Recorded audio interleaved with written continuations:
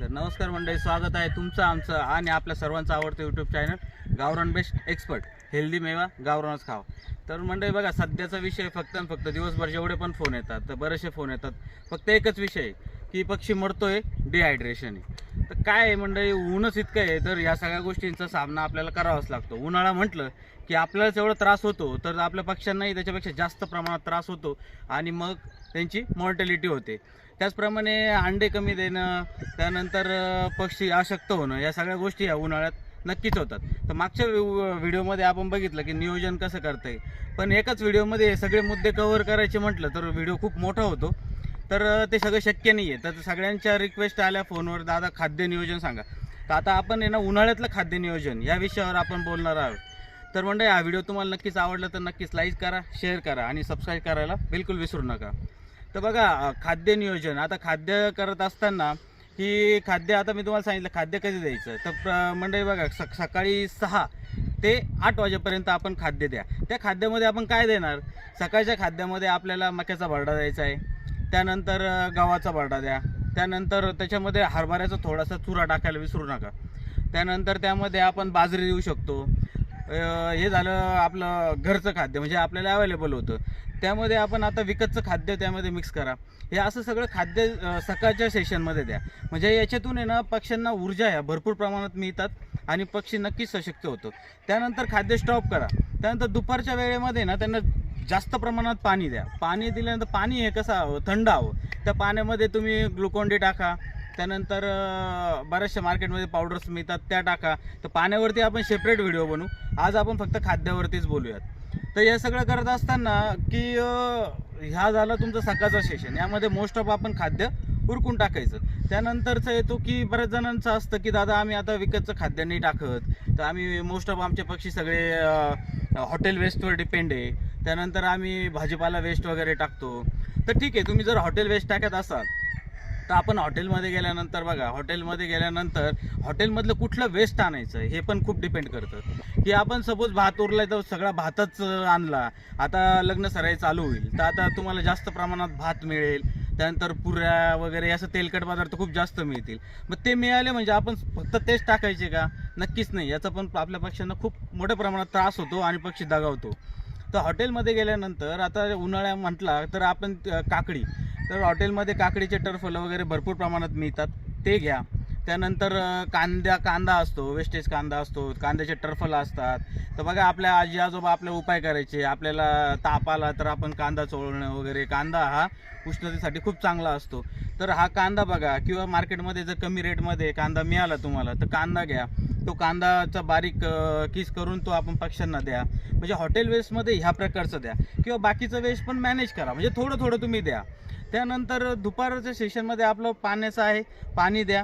त्यानंतरचा सेशन येतो आपला संध्याकाळचा. तर आता संध्याकाळच्या सेशनमध्ये साधारण 4 वाजता आपल्याला मार्केट वेस्ट द्यायचं. मार्केट वेस्टमध्ये आता आपण काय देणार? तर मार्केट वेस्टमध्ये फ्रूट्स जर तुम्हाला जास्त प्रमाणात जर मिळाले तर फ्रूट्स देण्याचा प्रयत्न करा, किंवा जो पण भाजीपाला मिळेल तर तो थोडासा बारीक करून चॉपिंग करून द्या. त्याने पक्षी हा खायल्याचा प्रयत्न जास्त होतो आणि जास्त प्रमाणात खातो, म्हणजे ज्याच्यात वॉटर कंटेंट जास्त आहे अशा प्रकारचा भाजीपाला तुम्ही द्या. त्यानंतर बघा, टरबूज तुम्ही देऊ शकता. आता टरबूज शक्य नाही, आता बरेच जण म्हणतील की दादा टरबूज शक्य नाही आहे देणं. ठीक आहे, टरबूज देणं शक्य नाही आहे, पण तुम्हाला एक आयडिया सांगतो की काय करा. की आता बघा, आपण रस्त्याने जातो तर बऱ्याच ठिकाणी टरबूज विकणारे असतात, की ते ठेल्या असतात, ते 10 रुपये 20 रुपये प्लेट टरबूज देतात. तर त्या लोकांकडे जायचं, सकाळच्या तुमच्या जवळचे जेवढे आहेत तेवढे त्यांच्याकडे सकाळीच तुम्ही कॅरेट द्या, तुमची पॉलिथिन बॅग द्या, गार्बेज बॅग द्या, काही पण द्या, आणि त्यांना सांगायचं की जे तुमचे टर्फल उडतील, म्हणजे जो भाग ते फेकून देतात व्हाईट कलरचा भाग, तो त्याच्यात कलेक्ट करा, तो तुमच्याकडे राहू द्या आणि तो संध्याकाळच्या वेळेस द्या. म्हणजे त्या वेळेमध्ये ना त्यांच्या वॉटर इंटेक जास्त होतं, म्हणजे पक्षी पाणी पिण्याचा जो आळस करतो त्याला ते गोडी निर्माण होते आणि त्याच्यातून वॉटर कंटेंट पण त्याच्या शरीरामध्ये भरपूर प्रमाणात जातो. मग ह्या प्रकारचा तुम्ही भाजीपाला वेस्ट द्या. त्यानंतर संध्याकाळचं सेशन आपलं 5 वाजता आपण काय देणार? तर 5 वाजता तुम्ही काय करा, तर आता तुम्ही जर शेवगा लावलेला असेल तर ठीक आहे, दिवसभर शेवगा खातोच आहे, त्यानंतर 5 वाजता त्यातला थोडासा पाला आपण टाकू शकतो. त्यानंतर तुम्ही मेथी द्या, त्यानंतर पालक देऊ शकता, त्यानंतर मेथी घास देऊ शकता, तर नेपोलियन गवत आहे ते गवत देऊ शकतात. हे सगळे दिलं, हा पक्ष्यांचा आवडता विषय, आणि हा ते जास्त प्रमाणात खातात, त्यामुळं पाणी जास्त जातं आणि हिरवा भाजीपाला गेल्यामुळं नक्कीच पक्षी निरोगी बनतो. तर याच्यानंतर एक साधारण तुम्ही ना 10 दिवसांमध्ये साधारण थोड्याशा तेलबिया येतात, आपल्या तिळी, तेल, सूर्यफुलाच्या बिया वगैरे येतात. म्हणजे तेलबियांचा वापर थोड्या प्रमाणात 10 दिवसांमध्ये, जास्त शक्य नाही आपल्याला, पण थोड्या प्रमाणात आपण त्यांना देऊ शकतो. त्यानंतर पाण्यातून काय करा, हा सगळ्यात महत्त्वाचा मुद्दा. आता पाण्यातून आहे ना आपल्याला एक 10 दिवसांमध्ये म्हणजे आठवड्यातून एकदा तरी एकदा तरी आपल्याला लसूण आणि हळदीचं हे पाणी आपल्याला पक्ष्यांना द्यायचं आहे. हे पाणी दिल्यामुळं काय होतं म्हणजे की निरोगी पक्षी आपला निरोगी राहतो व त्याच्यानंतर रोगाशी लढण्याची शक्ती त्याच्यामध्ये वाढते आणि पक्षी आपला दगावत नाही.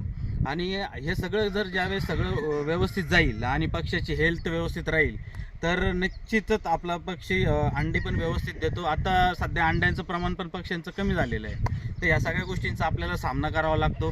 एवढं खाद्य नियोजन जर आपण सांभाळलं मंडळी तर निश्चितच आपला फायदा होतो. आणि ह्या सगळा पिरियड आहे, आता अजून साधारण आपल्याला 1.5 महिना अवकाश आहे म्हणजे आपला पावसा नवीन सीझन लागण्यासाठी. तेवढा 1.5 महिना आपल्याला व्यवस्थित सांभाळायचं आहे पक्षी. सावलीचं नियोजन करा, खाद्याचं व्यवस्थित नियोजन करा. आता हे सगळं नियोजन सावलीचं, पाण्याचं एकाच व्हिडिओमध्ये सांगणं शक्य नाही आहे.